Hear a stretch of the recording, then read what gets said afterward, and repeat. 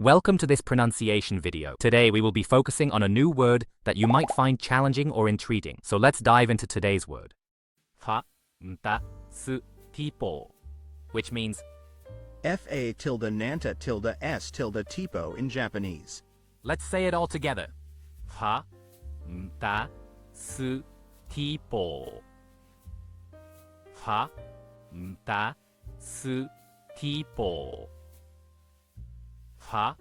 Nanta S Tipo. One more time. Nanta S Tipo.